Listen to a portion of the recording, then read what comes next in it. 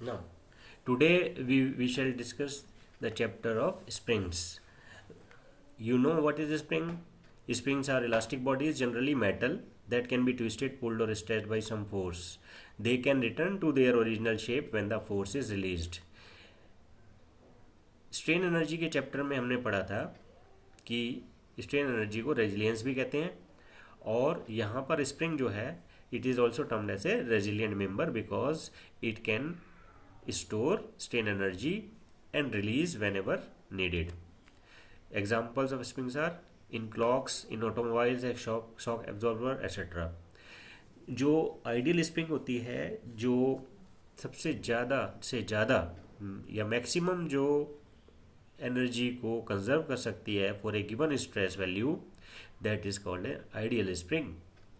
Spring gain is original shape and size after the removal of external load that will be within elastic limit, because everything should be within limit, otherwise it will be one time use. Springs are broadly classified as one, laminated or leaf spring, this is also called carriage spring, and second is helical springs. Laminated or leaf springs consist of a number of thin curved plates. उनकी सबकी जो thickness है और width है वो same रहेगी, लेकिन different lengths होंगी. जो टॉप लैमिनेट होगा, जो टॉप प्लेट होगी उसकी लेंथ सबसे ज़्यादा होगी, और सभी जो प्लेट्स हैं उनका रेडियस ऑफ कर्वेचर सेम होगा. They will all bend to same curvature. These are designed on the basis of bending stress. जो हमने बेंडिंग इक्वेशन डिराइव किया था उसी के हम यहाँ पर यूज़ करेंगे. और these springs are generally used in railway carriages, trucks, buses, etc. This is the example you have shown, that on the chassis you have two clamps जिसके बीच में आप इसको पकड़ के रखते हैं जो सपोर्ट है, और ये जो सारी प्लेट्स हैं इसको आपस में बांधने के लिए वी यूज़ क्लैम्प्स. सो ये क्लैम्प जो है इसको ऐसे यूनिट काम करने में हेल्प करते हैं. हेलिकल स्प्रिंग क्या है? Helical spring is spiral would wire with a constant coil diameter and uniform pitch. तो इसमें हम एक जो वायर लेते हैं या रॉड लेते हैं, पतली रॉड, और उसको स्पाइरल वे में वाइंड करके कॉइल बनाते हैं, कॉइल फॉर्म में बनाते हैं. तो अगर वायर का डायमीटर हम मान लीजिए स्मॉल डी लें, तो और जो कॉइल जो फॉर्म होती है उसका जो मीन डायमीटर है, यानी सेंटर टू सेंटर उसके जो पॉइंट्स हैं उसको अगर ले, that will be called mean diameter capital D. Helical springs are formed by coiling a thick spring wire or rod into helix. जो क्लोज कॉइल हेलिकल स्प्रिंग हमारे कोर्स में है उनमें हेलिक्स एंगल 10 डिग्री से कम होता है.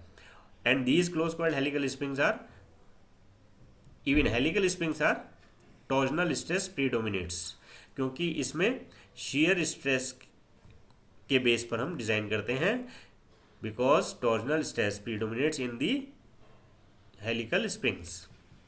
तो फंक्शन ऑफ हेलिकल स्प्रिंग क्या है? It stores energy and subsequently release it, ये तो है ही है. To absorb shock, to maintain a force between contacting surfaces. Now laminated spring के कुछ फार्मूले डिराइव करते हैं हम, जिसमें हम उसकी बेंडिंग स्ट्रेस निकालेंगे और उसका जो W है उसको कैलकुलेट करेंगे कि कितना लोड ये ले सकता है, मैक्सिमम सेफ लोड. तो यहाँ पे कुछ टर्म्स डिफाइन की हुई हैं. W is the load, N is the number of plates, sigma is the bending stress, working stress, safe working stress, L is the span of spring. Span में हम लेंगे जो सबसे लंबी प्लेट है उसकी लेंथ, जो एक्सल जो जहाँ पे सपोर्ट्स हैं उसके सेंटर टू सेंटर जो डिस्टेंस है that will B L. Delta जो हमने प्लेट्स को बेंड किया हुआ है, ओरिजिनल डिफ्लेक्शन हम उसकी लेंगे delta. Width of each laminate will be B and T will be the thickness. Capital D is the diameter to which the laminates are bent. जहाँ की हमने बेंडिंग इक्वेशन में कैपिटल आर लिया था, यहाँ पे हम कैपिटल डी डायमीटर ले रहे हैं. This is the figure. You see what is delta, what is W, and B T N L. Now section modulus for a laminate, you have seen section modulus Z is BT square by 6, and for the whole spring it of n laminates Z will be NBT square by 6. Maximum bending moment is WL by 4, but bending equation says bending moment is sigma Z, therefore WL by 4 is equal to sigma NBT square by 6. Or here we derive the formula for bending stress as 3/2 WL by NBT square. So you remember this formula, this is very important कि हम जो safe bending stress है उस वो कितनी आएगी 3/2 WL by NBT square. Now in this figure हम delta deflection के लिए ये फिगर हमने ड्रॉ किया है. इसमें यू सी कि डायमीटर जो कर्वेचर है वो है कैपिटल डी, जो हमने कैपिटल आर लिया था बेंडिंग इक्वेशन में, यहाँ पर डायमीटर लिया है कैपिटल डी. और जो प्रॉपर्टी ऑफ सर्कल है उससे हम कह सकते हैं जी कोड का जो जहाँ पे ये काटती हैं कोड्स उसका जो प्रोडक्ट है वो इक्वल रहता है दोनों कोड्स के लिए, जैसे B E into E F equal to A into E C. और ये वैल्यू पुटअप करके हमारे को ये D delta minus delta square equal to L square by 4 मिलता है. यहाँ पर देखेंगे कि capital D is very very large than delta. Deflection जो टॉप लैमिनेट की है वो बहुत कम है in comparison to diameter of curvature. Therefore we neglect delta square, जो पावर जो है वो हमने नेग्लेक्ट कर दी. Therefore delta equal to L square upon 4d. D को अगर आर की टर्म में रखेंगे तो delta will be L square upon 8r. But sigma upon Y equal to E upon R according to bending equation. Therefore now putting y is equal to t/2, जो laminate की thickness है उसका half करके हम इसमें रखेंगे तो we can derive capital D as equal to E T upon sigma. अब यहाँ पर delta is equal to sigma L square upon 4et आ गया. यहाँ से हमने डेल्टा की वैल्यू निकाली, putting the value of stress, जो स्ट्रेस की वैल्यू हमने पहले निकाली हुई है उसको यहाँ पुटअप करेंगे तो यहाँ पर डेल्टा डिफ्लेक्शन आ जाएगा हमारे पास 3/8 into WL cube upon NEBT cube. तो this equation is also important, इसको मार्क किया हुआ है. और अगर W की फॉर्म में हम लेना चाहें तो वेट को हम निकाल सकते हैं क्रॉस मल्टीप्लाई करके. W is equal to 8/3 NEBT cube delta upon L cube. तो this is also to be remembered. Now load required to produce unit deflection is called stiffness. तो एक यूनिट डिफ्लेक्शन अगर हमें लेनी है, मान लो 1 mm डिफ्लेक्शन के लिए कितना लोड रिक्वायर्ड है, वो हमारे को स्टिफनेस देता है. जितना ज़्यादा से ज़्यादा ये वैल्यू आएगी उतना ही ज़्यादा स्टिफ स्प्रिंग होगा. तो stiffness is equal to W by delta. तो that will be equal to 8/3 NEBT cube upon L cube. So these were the formula for leaf spring. Now we will derive some formula for closed coiled helical spring. Now in the figure it shows a closed coiled helical spring subjected to an axial load W which produces twisting moment T is equal to WR, where R is the mean radius of the coil. If D is the diameter of the spring wire and tau is the maximum shear stress induced in the wire due to twisting, then from torsion equation T upon J is equal to tau upon R is equal to C theta upon L. So here you see the helical spring. Here we have defined the terms small d is the diameter of wire from which the coil has been formed. Mean diameter of coil from center to center distance or mean diameter, it is capital D. Radius of coil is equal to capital R, it is d/2, capital D/2. Length of one coil is 2 pi r, so length of n turns of coil will be 2 pi rn.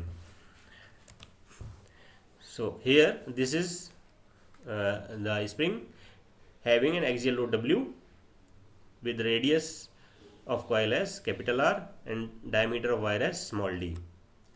So torque is WR which is equal to pi by 16 d cube tau and shear stress is equal to 16 WR upon pi d cube. So this is the relation for shear stress. It is to be noted the angle of twist in the spring wire is theta is equal to T upon J into L upon C. ये formula हमने torsion equation से लिया है. यहाँ spring length L जो है 2 pi rn मैंने पहले बताया है. N is the number of turns of coils. Theta is equal to WR upon pi by 32d4 into 2 pi rn upon C. तो यहाँ से थीटा हमने डिराइव किया 64 WR square N upon CD4. This is to be remembered कि angle of twist जो आ रहा है कॉइल का that is 64 WR square N upon CD4. Now deflection निकालने के लिए जो स्प्रिंग में डिफ्लेक्शन हो रहा है यानी एक्सियल जो डिस्टेंस मूव किया है स्प्रिंग ने delta, that will be equal to R theta. Now R theta में थीटा की वैल्यू पुटअप की तो delta will be 64 WR cube N upon CD4. So spring stiffness K will be W upon delta is equal to CD4 upon 64 R cube N. तो this formula you should remember. Now strain energy stored in the spring, ये जो हमारा main important चीज़ है जो काम करती है spring, वो स्ट्रेन एनर्जी स्टोर करती है, तो that will be torque multiply by angle of twist divide by 2. तो half T theta will be the strain energy, और यहाँ टी की वैल्यू डब्ल्यू आर और थीटा की वैल्यू डेल्टा अपॉन आर रख के हम हाफ डब्ल्यू डेल्टा और डेल्टा की वैल्यू यहाँ पुटअप करके we can find out strain energy as tau square upon 4c into volume of spring wire. So this is the strain energy of the helical spring. So with this we come to the end of the theory part of the springs. In the next video we shall share some examples of spring.